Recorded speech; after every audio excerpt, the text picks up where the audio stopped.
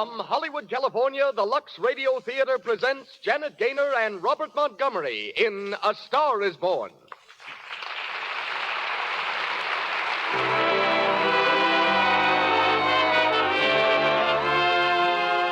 Lux presents Hollywood.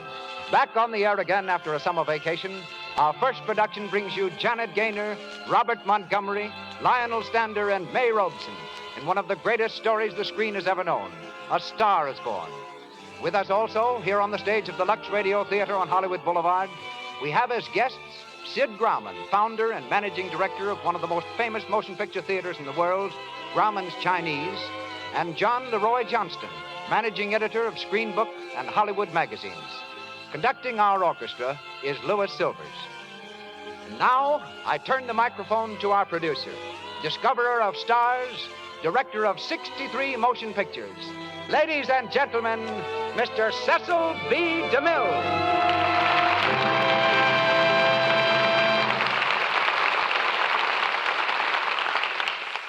Greetings from Hollywood, ladies and gentlemen. 9 weeks have passed since I last stood here to ring up the curtain in the Lux Radio Theater. Tonight we return, as we shall every Monday night at this time, bringing you Hollywood's celebrated stars and the most distinguished plays of stage and screen.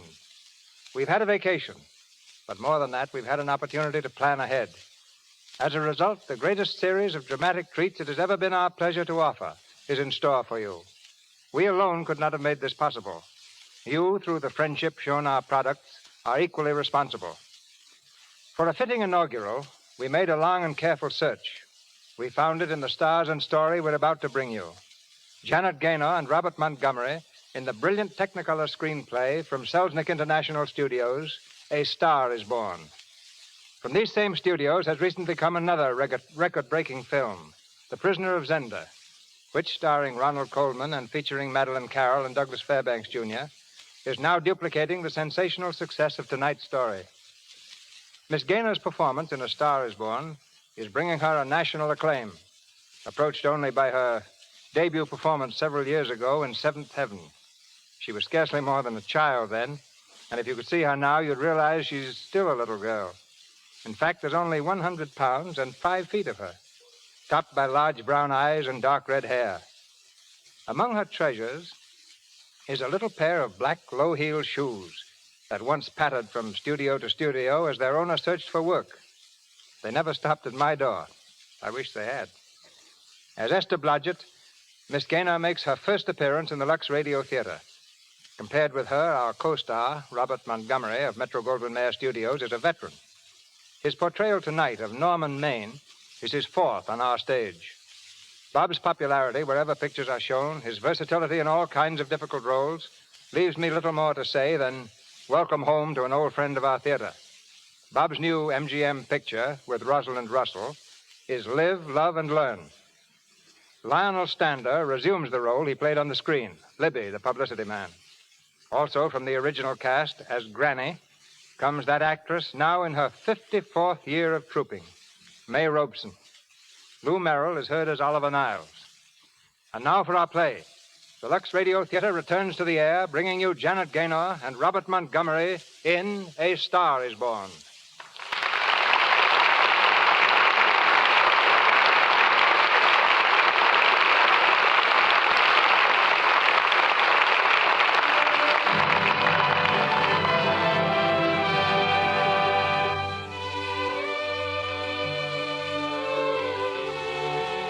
An isolated farmhouse on the windswept plains of North Dakota.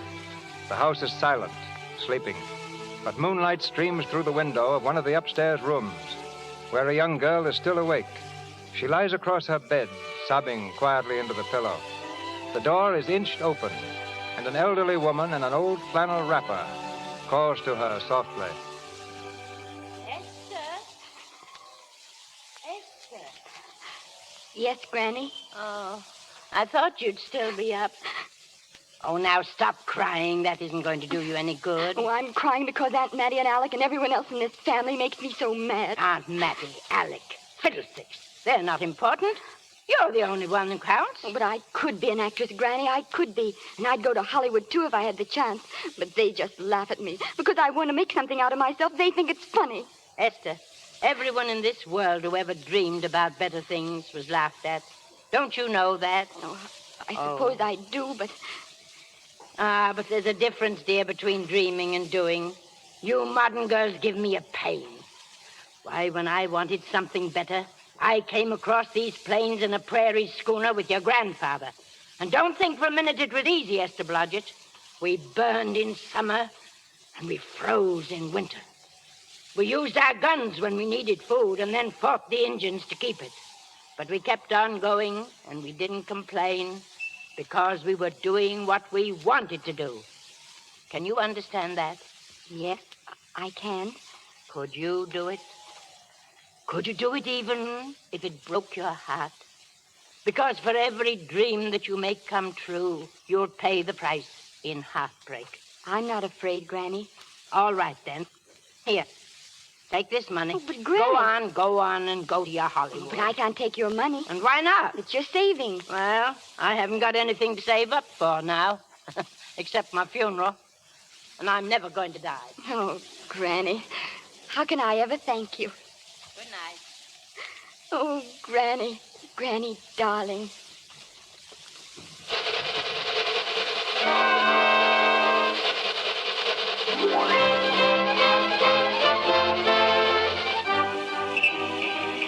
On Hollywood Boulevard, the heart of the movie metropolis, on your right, Grauman's Chinese Theater. Notice the paved blocks containing the hand and footprints of your favorite star. And in just a few minutes, we'll be in Beverly Hills.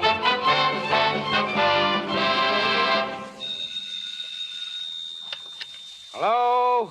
Oleander Arms Apartments. Yeah, we got a vacancy. $4. Running water, convenient to all studios, and you can look at it whenever you want. What do you do? Huh? Listen, wise guy, don't waste my time. The ad said no cowboys. Good afternoon. My name is Esther Blodgett. Mine's Randall. Day, week, or month? Well, it's a little hard to say. You see, I'm going into the movies. Well, take it for a week. It'll break the jump to Beverly Hills. Sign here. Are all the studios really near here? All except Gaumont British. I suppose the best way to get a job is to go straight to the studios, isn't it? Oh. I haven't any illusions, you know. I'm perfectly willing to begin with a little bit of a part, or even as an extra. $4, please, in advance.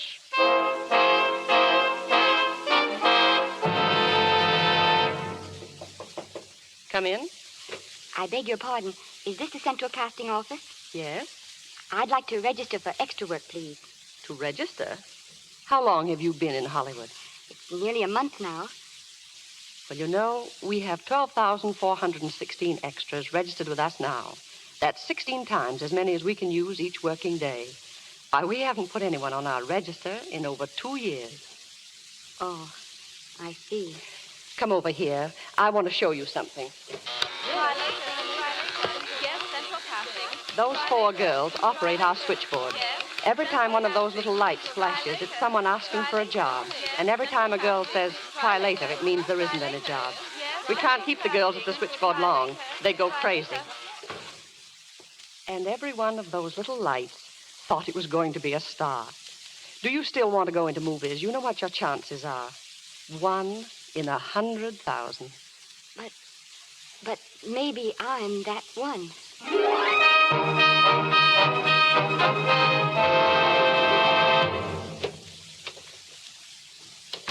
Afternoon, Miss Blodgett. Any phone calls for me, Mr. Randall? No, Jesse Lasky and Sammy Goldwyn must be writing you letters instead. How was their luck today? There wasn't any. Well, maybe you don't go at it right. If I haven't learned in 3 months, I guess I never will. But I'm not giving up. Hey, Esther. Hello, Danny. Hello, McGuire. How's the big assistant director? And say, how's about some rent? Never mind that. Listen, Esther, I gotta speak to you right away. Come in the parlor. Danny, what's the matter? Remember when you first came here, I said I'd keep my eye out for a job for you? Well, believe it or not, I've got one. Danny, that's wonderful. When do I go to studio? Well, you don't exactly go to the studio. Oh, it's on location. Well, it isn't exactly on location either. It isn't really a movie job at all. It's to be a waitress. Oh. Yeah, well, it is kind of a movie job in a way if you look at it right. You said it was a waitress. Yeah, but it's waitressing for Casey Burke, the big director over at our studio. He's throwing a party tonight, and there'll be a lot of big people there. I'll bet there'll be any number of big directors. And if you're there, maybe they'll notice you. I could make them notice me. Sure you could. This is your chance, Esther. My chance. All right, I'll do it, Danny. Good girl.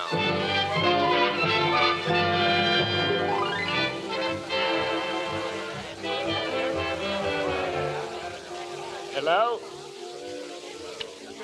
Mr. Burke's residence? Let me speak to Mr. Oliver Niles in quick. Who, sir? Oliver Niles. Niles, the producer. Yes, sir. Oh, Mr. Niles. Yes? It's for you, sir. Thank you. I'll take it inside. Hello, Oliver Niles speaking. Hello, Niles. This is your publicity department. Well, what is it, Libby? Your publicity department begs to advise you that your star, Mr. Norman Maine, has once again been thrown in the Los Angeles jug. What? Yes, Mr. Norman Maine, America's Prince Charming, was apprehended driving down Wilshire Boulevard with a siren going full blast. He explained he was a tree surgeon on a maternity case. Well, where is he now?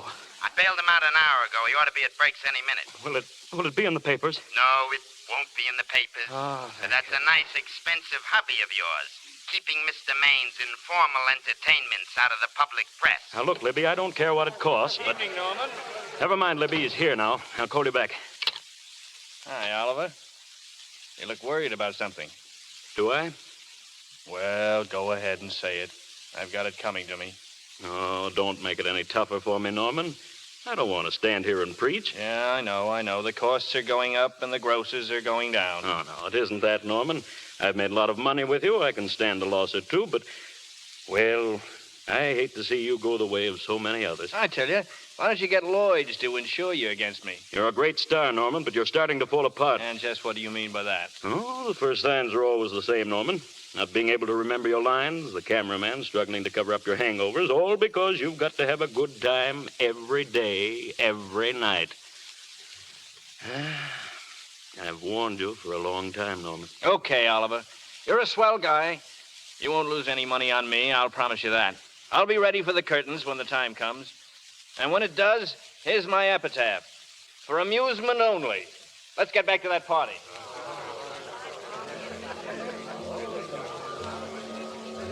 Hors d'oeuvre, Mr. Maine. The caviar's very good. No, thank you. Oh, yes, please. Very beautiful. I mean, very good. Never seen you around here before. I'm just working for the night. Hey, come back here. Starving. Oh, let's see. Which would you take? Well? I believe I'll take caviar. Norman. Hi, Anita. Where have you been? Looking for you, mostly. Come and join the party. Wait a second. Caviar, anchovies... Oh, take the tray away, please. Mr. Maine doesn't care for any more. Do you, Normie? No, Normie doesn't care for any more.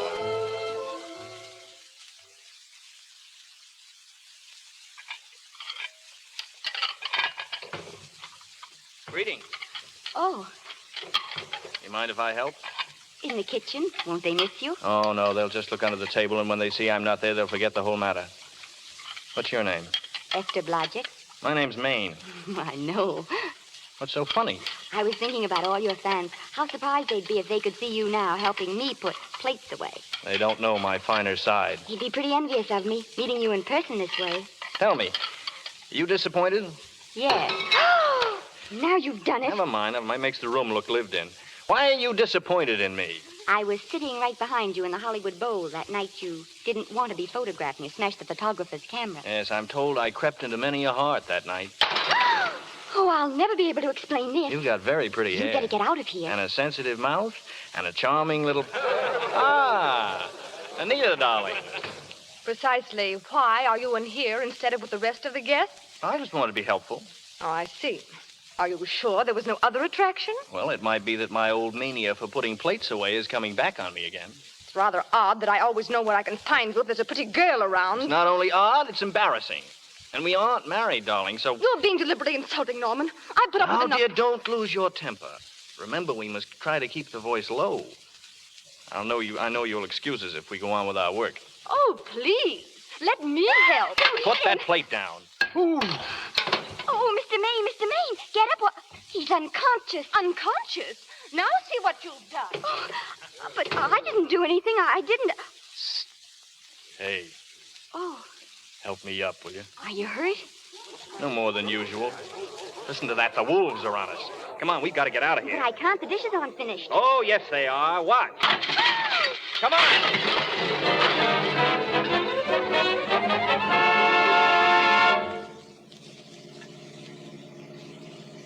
That's my house, Mr. Maine, the one with the oleander bush. Oh, right. Well, I'll bet I know what you're going to say now. what? Good night. Good night, and thanks. Oh, now, wait a minute. Do you realize that all I've found out about you is that you're foolish enough to want to go into pictures? Why is it foolish? Look at you. Yeah, that's what I mean. Now, I'd like to go into this matter rather thoroughly. Oh, that's So why don't we awfully go up nice to of my you. place and talk it over? Oh, no. Thank you very much, but I really must say good night. Oh, now, wait a minute. The least I can do is to see you to your door. Will I see you again? I hope so. Has anyone ever told you that you're lovely? No? Well, now you know. Thank you. This is hard to say, but I want to say it anyway. On the screen, I'm well, you know. In private life, I'm, well, you know. But whatever I do, I still respect lovely things. And you're lovely. Do you understand that? Yes, I think I do. And it's not that bump on the head that's doing this either. I'm glad. Good night. Good night. Hey, wait a minute. Yes? Do you mind if I take just one more look? Good night. Good night.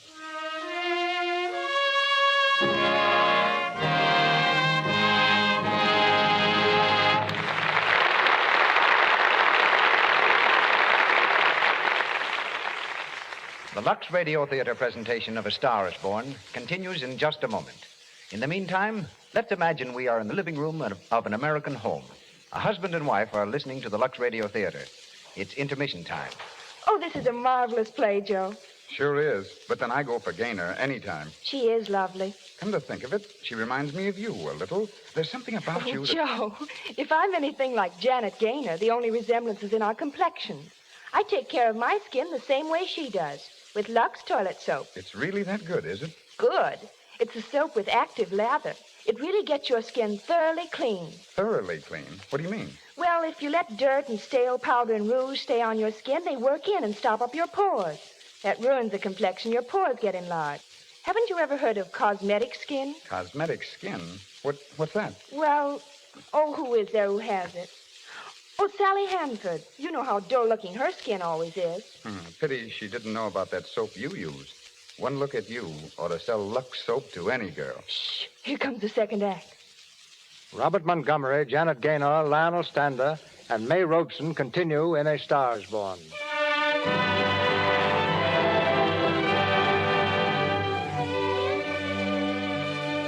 A few hours have passed since Norman Maine left Esther at her doorstep. It's 4 o'clock in the morning. In the bedroom of Oliver Niles' home, the telephone jangles wildly. Niles, half asleep, gropes blindly for the receiver. Hello? Hello? Hello? This Oliver Niles? Yes, it's Oliver Niles. This is Norman. What is it? Who? Norman Maine. Norman? What have you done now? You're not in jail, are you? No. Oliver, I have met a girl. Oh, so that's it again. Oliver, this girl, she's beautiful. Yeah, she's beautiful, yeah. Yes, I know. You want me to give her a screen test? Oliver, this girl has wonderful possibilities. She's got something. I know it. You know it. You knew all the others had something, too. No.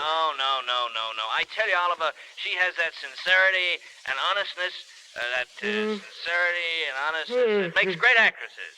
I'm so sure of this girl that I want to do the test with her myself. Tomorrow morning, Oliver. Oliver. What? Tomorrow morning, screen test. Yes, anything. That's fine, Oliver. I knew you'd appreciate this little tip. I've got another one in the 6th tomorrow. Now, you try and get a little sleep, old man. Good night, Oliver.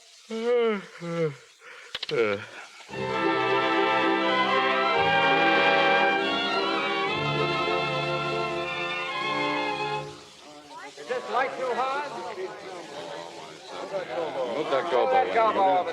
Get that inky spotted. All right. This is just a test, gentlemen. Get going. All set, Mr. Burke. All right, then, let's take it. Ready, Norman? Ready? Ready, Miss, what's your name? Esther Blanchard. Okay. He'll soon know your name, Esther. The whole world's gonna know it. But I'm so scared. Maybe I better not try it today. Oh, come on now, don't be foolish. They all had to go through this. Crawford, Lombard, Myrna Loy, and Esther Blanchard. All right. I'm ready. All set, Burke. Quiet. Quiet, this is the take. Roll 'em. Quiet, everybody. Fade. Action. The last time I saw you was the only time in my life I ever wanted to be a man. I think I prefer you as a woman. Do you know why I wanted to be a man? No, why? Cut.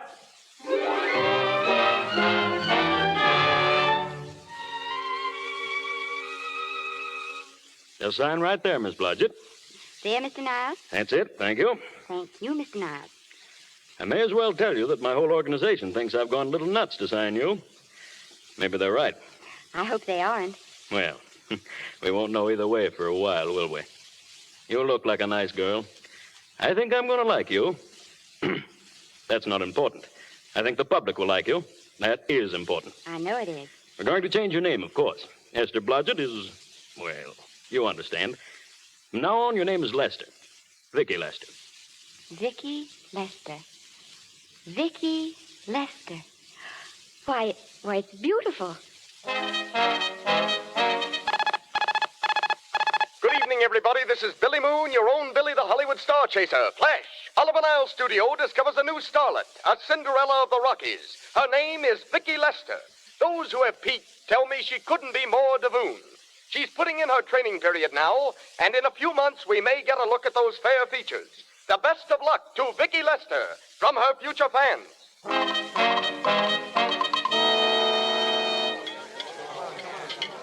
Listen, you dress people, we're shooting on the set this morning, not in the commissary. Shake it up! Shake it up! Morning, Mabel. Good morning, Mr. Maine. What'll be this morning? Oh, the usual, Mabel. Orange juice and bicarbonated soda. Make it 2 bicarbs, but it was a very successful party last night. Acme Trucking Company. No, the Mr. Smith is not in. Hello, Acme Trucking Company. No, Mr. Smith's not in. What goes on over there? Vicky Lester. She's rehearsing again. Bring that stuff over to her table, will you? Acme Trucking Company. No, Mr. Smith is not in. Hello, Acme. No, Smith ain't in. Acme Trucking Company. I'd like to speak to Mr. Smith. Mr. Smith is not. Oh, Norman.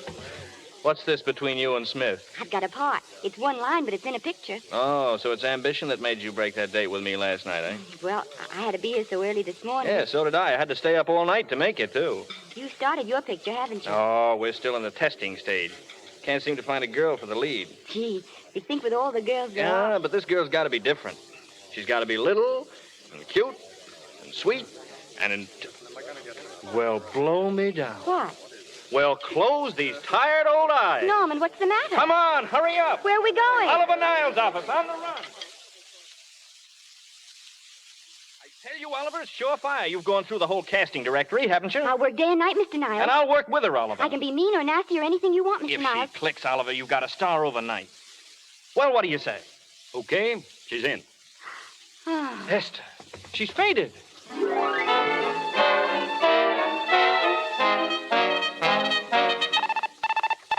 And just as your Star Chaser predicted on this program some months ago, little Vicky Lester has made good. Just how good was known early this evening after the preview of her first picture, in which she plays a featured role opposite Norman Maine. Norman may be starred, but he is decidedly not the main attraction.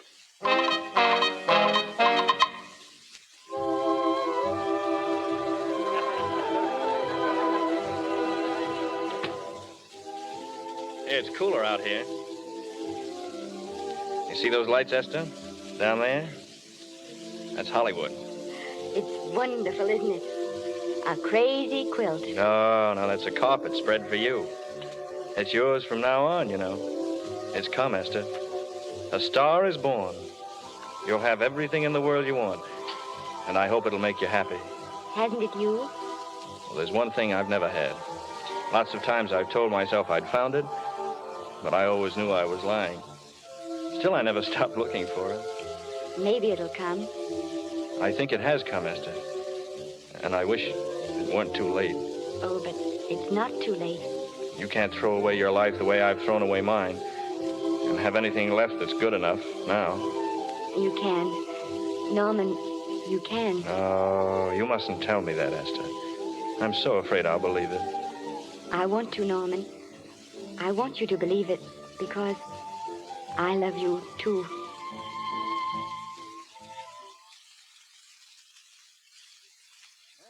No, folks, maybe I'm not thinking fast this morning. What are you two trying to say? Just this, Oliver. We're going to get married. You're going to what? I guess I didn't read that line very well. I'll try it again. We're going to get married Both of to us. each other. What do you think of that? When? Where?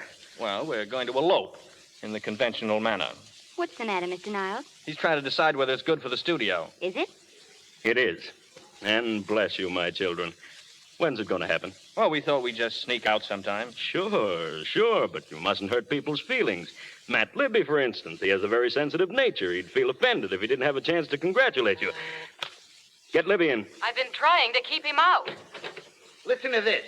The screen's ideal romance blossomed into breathtaking reality today when Vicki Lester and Norman Maine, America's dream lovers, slipped quietly through the portals of holy matrimony.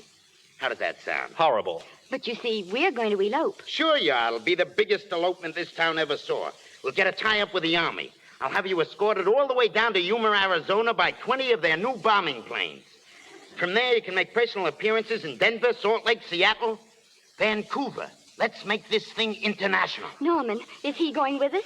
Say, Niles, don't you think we can work this thing out better alone? No use bothering the happy couple with all these details. Oh, I'm so sorry. We didn't realize we were in the way. While you're settling the details, you don't mind if I go out and buy this woman a ring, do you? Sure, go ahead. We want everything legal. Come on, honey. See you later, Oliver. There's a charming couple for you. A nice girl like Vicky and public nuisance number one. Norman's all right, Libby. If you'll pardon my pointing, Vicky's business is her own. It doesn't require any comments. I didn't comment. I just said it's a rotten You go shame. ahead and plan the elopement. What's the matter? You sore or something about this elopement? No, I'm not sore. Go on, Libby, beat it. I'm busy.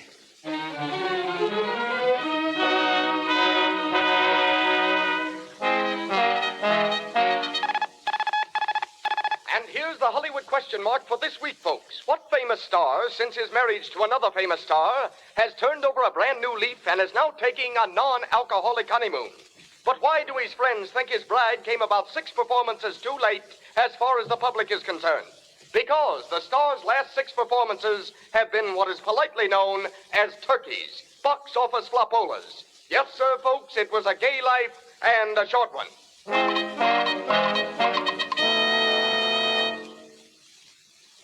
But, Norman, I just can't believe it.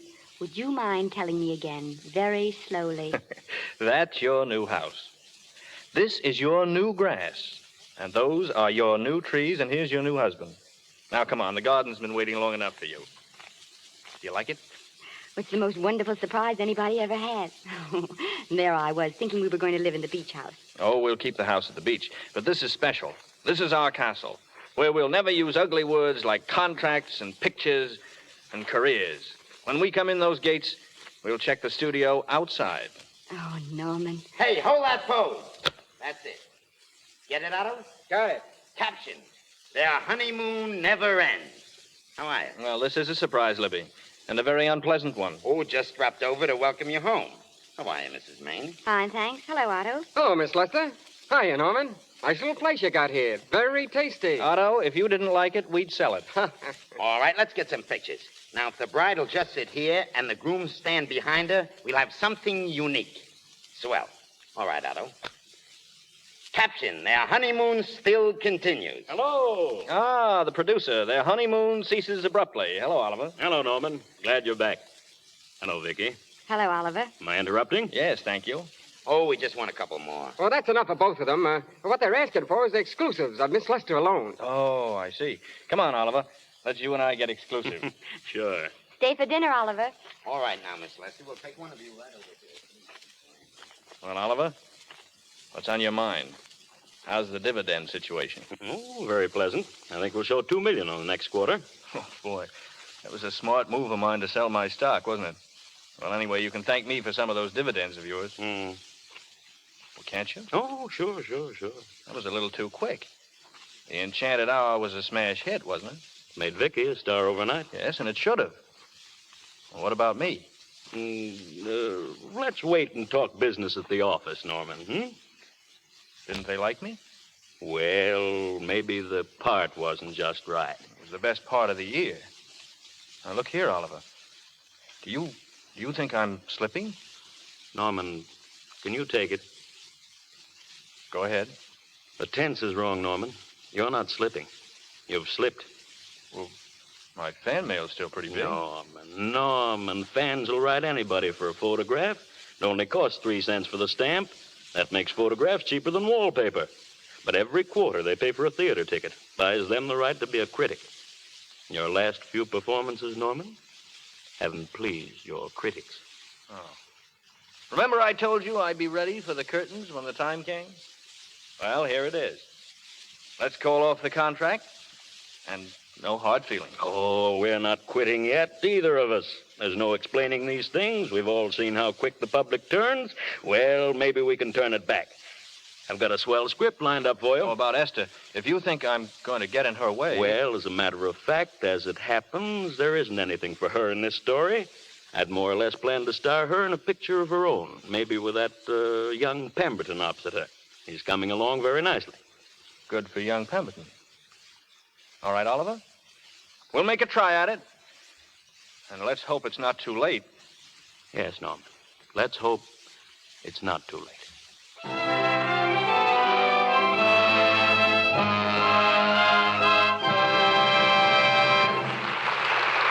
We pause for station identification. This is the Columbia Broadcasting System.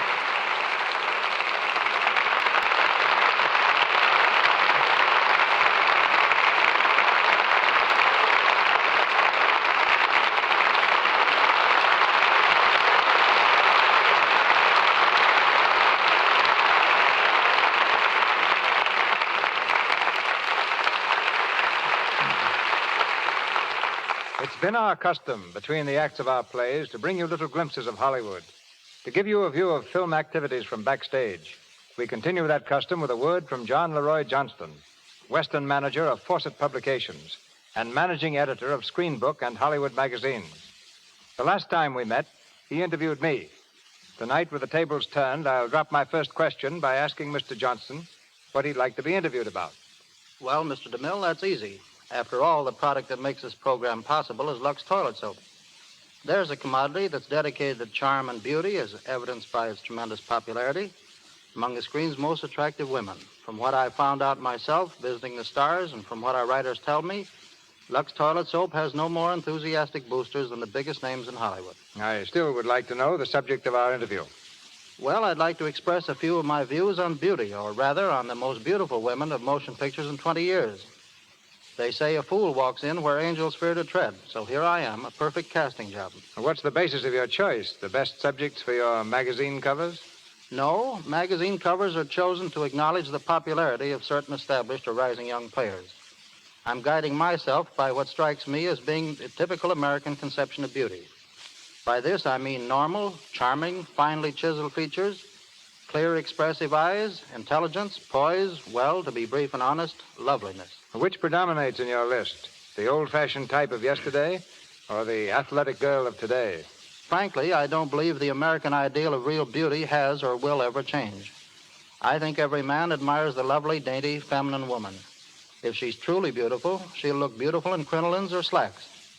So, from the silent days onward, here's my all-American team. Selections representing every section of the continent.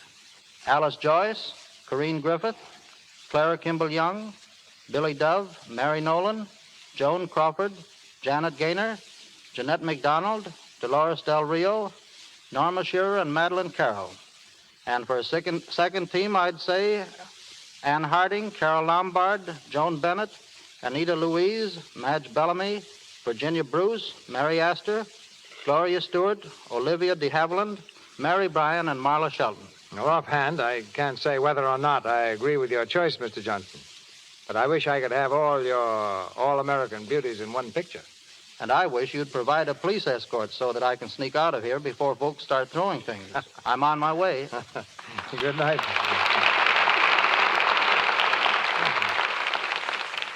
Back to Robert Montgomery, Janet Gaynor, Lionel Stander, and May Robeson in A Star is Born.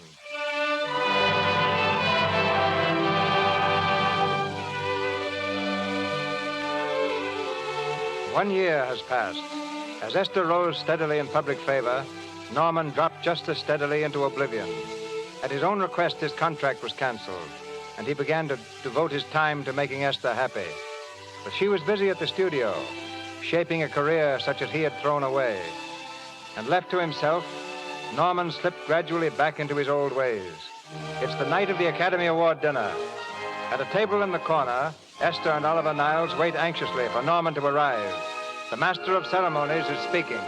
We have already applauded with our hearts as well as our hands. While awards have been given to those gentlemen... I wish Norman would come. Do you suppose anything's happened to him? Of course not. He's just been held up in traffic. Now, you think about that nice statuette you're going to get. Or rather, go on, listen. One lady. We present to her the Academy Award for the finest performance of the year.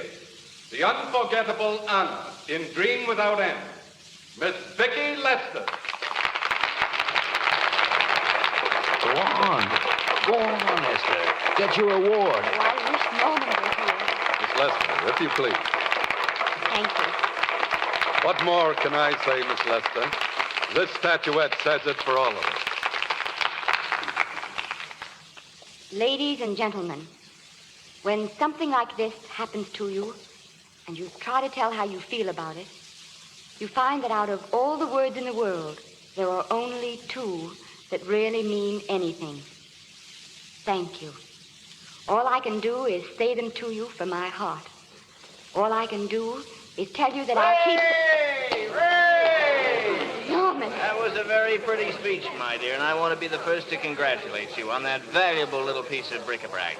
And now I want to make a speech. Gentlemen of the Academy and fellow suckers, I got one of those once for the best performance once. It don't mean a thing. People get them every year. What I want's a special award. Norman, please. Something nobody else can get. I want a statuette for the worst performance of the year. I want 3 statuettes for the 3 worst performances of the year. I earned them, and everybody that saw those last masterpieces of mine knows I've earned them. What I'm here to find out is, do I get them or do I get them? Answer me yes or no. Music, quick. Answer me yes or no. Norman. All right, Esther, all right. I've got him. Come on, Norman. Come over to the table. Oh, hello, Vicky, dear. Allow me to congratulate you. You must be terribly proud and happy tonight. Thank you. Norman, dear. Oh, God. What have I... Somebody give me a drink.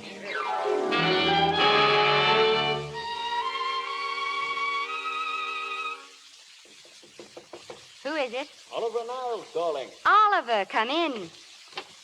How are you, Esther? Oh, Oliver, I've missed you. Everybody's missed you. Sit down. Did you have a nice trip? Well, a 3-month tour over the theater circuit scarcely comes under the head of pleasure. By the way, they're screaming for your pictures all across the country. Miss Lester, if I may talk shop, you're a knockout. Thank you. That's good to hear. You've been crying. A little? Why? Why, I guess maybe I'm a little worried about this next picture. Oh, you needn't be. I've seen the first week's work. You're headed for another Academy Award this year. How's Norman? He's trying awfully hard, Oliver. Has he been... Is he all right? He's gone to a sanatorium. You see, he really wants to stop drinking, and I think he could only... Well, perhaps if he were going to work again, it'd be some encouragement. Oliver, could you do that? I might be able to manage it. Oh, thank you. But he mustn't ever know I told you. He won't know, Vicky. And you mustn't worry. I want you to be good in this picture. I'll try, Oliver. That's the least I can do for you. And one more for the book folks. What star, recently released from a sanatorium where he underwent a rescue, is now hanging around the Santa Anita racetrack while he gets into shape for a comeback? Your guess is as good as mine, and mine's no guess. What do you picture for today, Joe? Hello, Charlie. Well, hello, Mr. Maine. Haven't seen you in a long time. Oh, no, I've been resting. Ginger ale, please. Ginger ale and what? Ginger ale and ginger ale. A new leaf? A whole new book. Thanks. Shake it up, Charlie. Hello, Libby. Why, it's Mr. America of yesteryear. Do they let you wander around now without a keeper? I'm a trustee now. Didn't expect to find you here at Santa Anita. What do they do with the actors when you're away? Oh, they cut them in slices and fry them with eggs. I suppose you'll be here all the time, now that you've retired from the hurly-burly of the silver screen. Well, we're staying down at the beach house now, and it's pretty lonesome with Esther away working all day. Well, I wouldn't squawk about that if I were you. It's nice somebody in the family's making a living. Say, go a little slow, Libby. I don't want to forget we're friends. Friends, my eye. Listen, I got you out of your jams because it was my job, not because I was your friend. I don't like you. I never did like you. Nothing made me happier than to see all those cute little pranks of yours catch up with you and land you on your celebrated face. Pretty work, Libby. Always wait till they're down and then kick 'em, eh? Say, listen, you fixed yourself nice and comfortable. You can live off your wife now. She'll buy the drinks and put up with you even if nobody else will. Why, you... Take a swing at me, will you? Get up, you four-star ham, and I'll knock you down for keeps. Get up, get up and get out of here. Don't bother to throw him out. He's harmless. Well, all right, Mr. Libby, if you say so. Sure, let him go. What can he do? He can't fight any better than he can act. Next race, coming to the post. You okay, Maine? Yeah. Yeah, I'm okay. Give me a scotch. Double.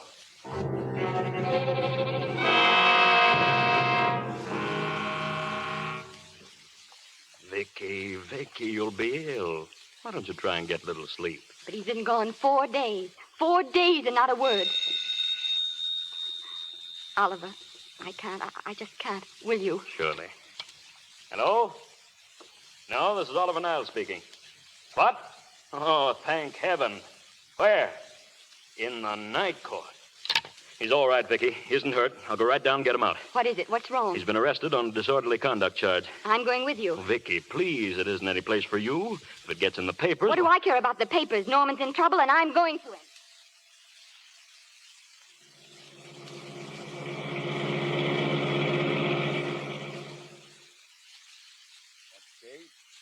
Alfred Henkel, known as Norman Maine. Where is he? Here. Drunk and disorderly. Crashed car into tree. Resisted arrest and injured one of arresting officers. How do you plead? Guilty. Were you Norman Maine, the actor? Yeah. You've come pretty low, haven't you? 90 days in the city jail. Wait, please. Your Honor, I'm his wife. Yes, I recognize you, Miss Lester. Please, I promise you, Judge, this will never happen again. I'll be responsible for him if you'll just not send him there. Do you realize that this man, when drunk, is obviously a menace to public safety? Yes. You realize, too, the responsibility you would be assuming to the court and to the Commonwealth? I do. Very well. Sentence suspended. Prisoner remanded to custody of wife. You may take him home, Miss Lester. Norman, are you all right, dear? Yeah. I'm so tired, Esther.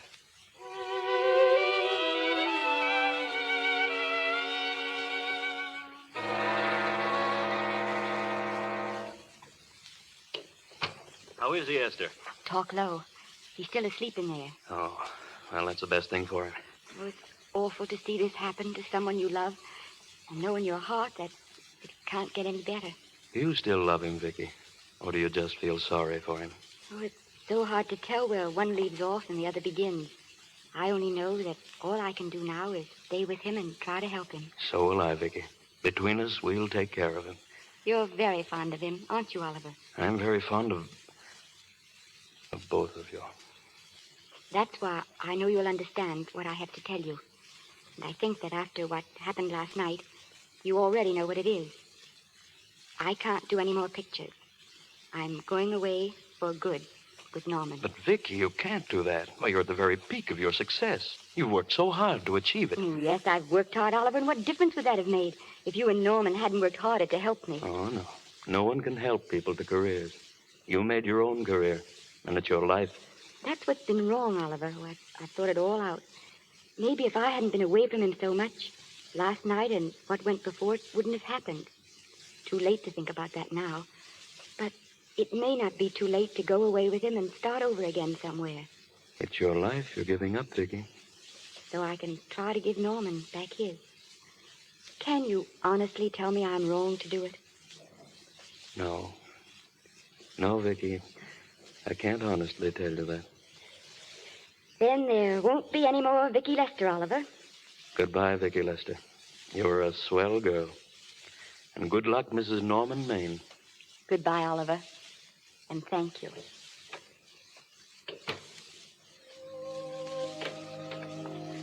Norman. This is Maine coming in to apologize again, darling. Norman, have you been out there long? Oliver Niles was here. Yeah, yes, I know. I mean, I thought he would be. You're looking sad, darling. What other troubles have you got? None. I was just playing a scene with myself. Now, look, I'm just coming out of the jitters, and you're just going into them. This is a swell household. Isn't it? I'll tell you what we'll do. I'll promise to brace up if you'll go on the wagon. I guess I have been drinking too much. You know what I'm going to do?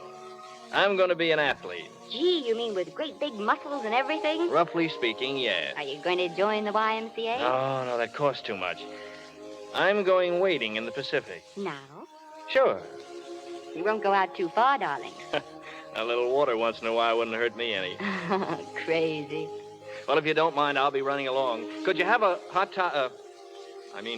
some hot soup for me when I come back? Some hot soup. And I'll make the sandwiches. Norman, do you have to? Give me a kiss, honey. I'll see you later. Don't be long. I won't. Oh, darling, Yes? do you mind if I take just one more look? So long, sweet.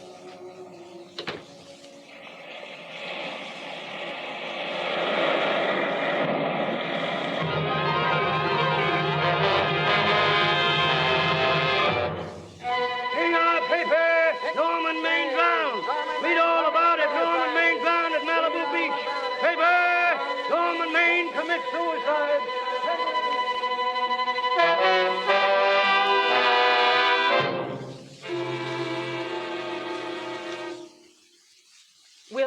Will that be all, Miss Lester? Have you packed everything? Yes, ma'am. The bags, the trunk, everything. Have the car brought around, please. I'm her grandmother. Esther. Granny, darling. Oh, I'm so glad to see you. What made you come? Oh, I know when I'm needed. Here, girl, please get out, will you? I want to talk to my granddaughter. Yes, ma'am. I got here just as quickly as I could. But I'm going home. I sent you a wire yesterday. Sit down. Now, is it true that you're going to quit the movies? I never want to hear of them again. What are you running away from, child? I'm not running away. It's just that I can't go on. My heart isn't in it anymore. You remember I told you once, if you got what you wanted, you'd have to give your heart in exchange. And you said you were willing. Do you remember that? I remember. Well, you got more than you bargained for. More fame, more success, even more personal happiness. And maybe more unhappiness. But you did make a bargain. And now you're whining over it. I wouldn't be very proud of myself if I were you, Esther. I'm not, Granny, but my mind's made up. Oh, well, then I'm very sorry I lent you that money to come here. It was just thrown away, wasted. I know. Well, I want to be strong, but I can't go on. I can't. But you must. Tragedy is a test of courage, Esther. I never knew Norman Maine. He was sweet to me in the letter he wrote when you were married. He said that you told him how much I had meant to you. And I know how much you must have meant to him.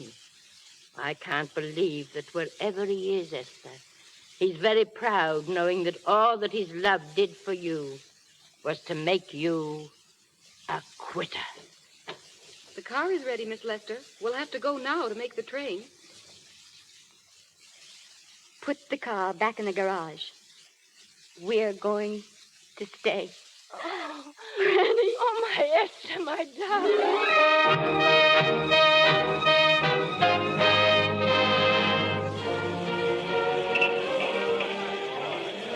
Yes, ladies and gentlemen, it's a great occasion. The entire picture industry has come to the Chinese Theater for this opening tonight.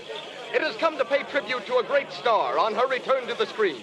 The girl who has won the heart of Hollywood, the girl who has won the heart of the world, Miss Vicki Lester. And now, if I'm not mistaken, Miss Lester's car has just driven up. Yes, it is her. I'll see if I can get her to say a few words. Here she comes now. No, wait, she's stopping, folks. What is it, Jim? Oh, ladies and gentlemen, Miss Lester has stopped at the footprints of her late husband, Norman Maine. She's a little upset. I don't think we're going to get her up here. No, wait now. She's pulling herself together. She seems to be all right, ladies and gentlemen, and she's approaching the microphone now. Miss Lester, will you... Miss Lester, this microphone is on an international hookup. Throughout the world, your fans are hoping you'll say a few words to them. Will you, please? Of course. Hello, everybody. This is Mrs. Norman Maine.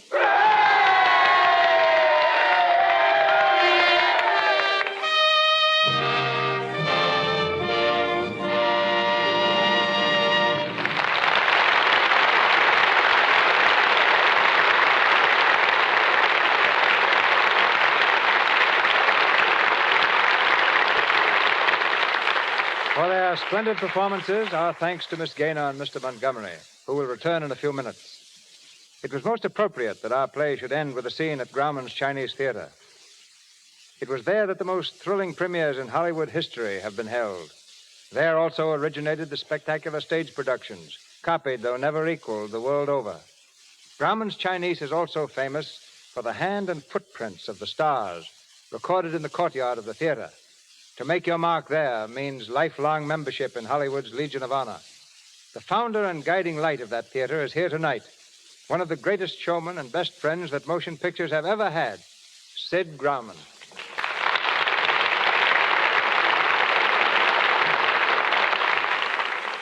Sid, how did you happen to get that idea of the hand and footprints?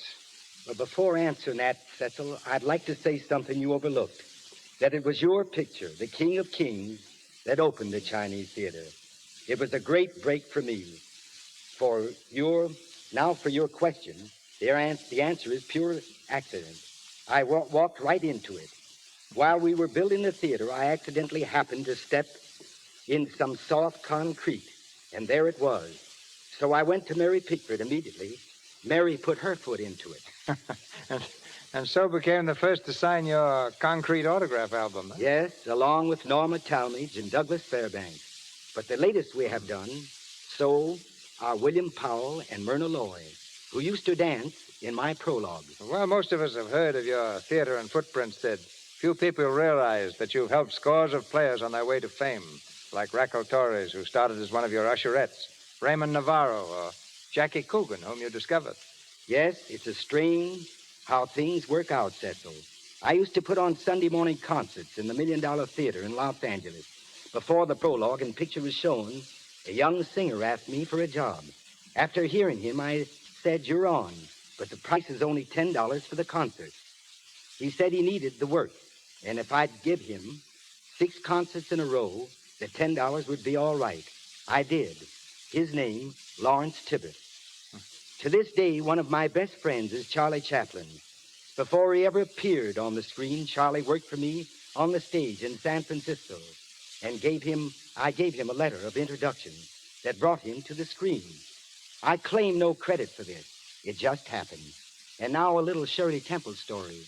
When Shirley came to the theater to leave her footprints, she asked me if I mind if she took off her shoes and socks. I told her that we couldn't do that because she'd get her feet all full of concrete.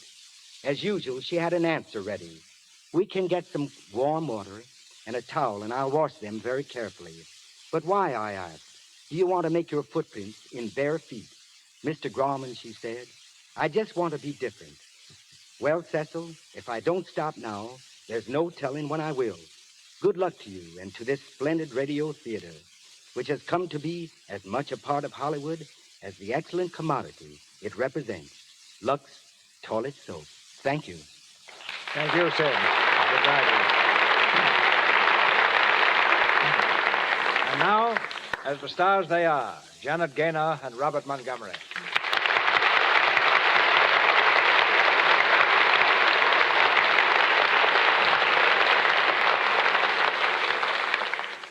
I'm glad to be able to take this curtain call, Mr. DeMille, because it gives me a chance to say something that I really want to say as regards A Star is Born. Often when a picture is a success, all the credit goes to the individuals who happen to star in it.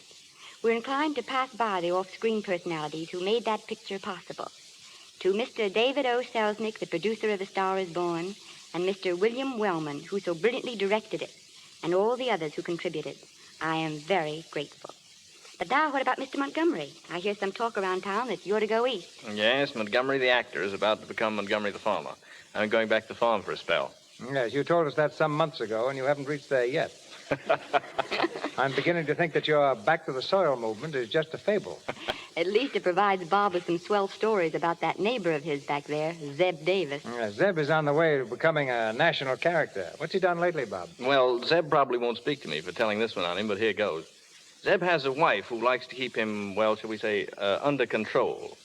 Not long ago, she decided that Zeb ought to get a new car. Zeb couldn't quite figure that out because the one he had was only 11 years old. So he got a new car. Well, the Davises were having a little party one night when Mrs. D told Zeb to drive to town for some ice cream and to be very careful of the car. It's a 16-mile trip, and Zeb sort of hit her up on the way back. He was just about to turn up the road to the house when he stepped on the gas instead of the brake. He ran into a ditch, turned over a couple of times, and ended up with the car on top of him and the ice cream in his hand. A couple of the boys ran up and tried to pull him out, but Zeb was stuck. He didn't say a word until the boys started to get the car off him, and then he let loose. "Leave me alone," he hollered. "Leave me alone and get that ice cream home before it melts. There's enough trouble around here as it is." That's very good, Bob. I hope you'll find Zeb completely recovered and with a lot more stories. As you said, Mr. DeMille, this was my first appearance here. But really, I felt quite at home because I'm well acquainted with the products behind this program. I'm happy to say that Lux Toilet Soap has been in my dressing room and in my home, too, for several years. I wouldn't be without it. Thank you, Janet. And you, too, Bob, for launching our program in such distinguished fashion. Thank you, Thank you. Good night. And thank you, Mr. DeMille. Ladies and gentlemen, this is your announcer, Melville Ruick. News of next week's thrilling show comes to you in just a moment from Mr. DeMille. Assisting in tonight's cast were Lou Merrill as Oliver Niles, Chester Clute as Pop, John Gibson as Danny McGuire, Margaret Brayton as Anita, Edwin Max as Master of Ceremonies, Forrest Taylor as Judge, Frank Nelson as Moon, Lucille Meredith as Maid, Grace Kern as a waitress, Myra Marsh as Miss Phillips, Sidney Newman as Director, James Eagles as Otto, Gil Patrick as Police Officer, and Ross Forrester as a photographer. Miss Gaynor and Miss Robeson appeared through courtesy of Selznick International Pictures, Mr. Montgomery, Metro-Goldwyn-Mayer, Mr. Stander, Columbia Pictures Corporation, Mr. DeMille, Paramount, and Louis Silvers, 20th Century Fox, where he was in charge of music for the new film, Wife, Doctor, and Nurse. And here is our producer. Not because he happens to be the star of my new film, The Buccaneer. Not because he starred in two of our biggest successes last spring. But because he happens to be, on and off the screen, a citizen of whom Hollywood is most proud. It gives me particular pleasure to announce that next Monday night, the Lux Radio Theater stars Frederick March. And with him, Florence Eldridge, who in private life is Mrs. March. Our play is from the stage and screen success, The Outsider.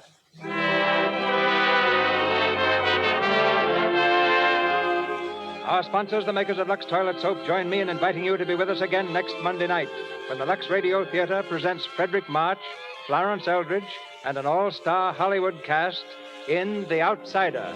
This is Cecil B. DeMille saying good night to you from Hollywood. Heard on tonight's program was Afraid to Dream from You Can't Have Everything. This is the Columbia Broadcasting System.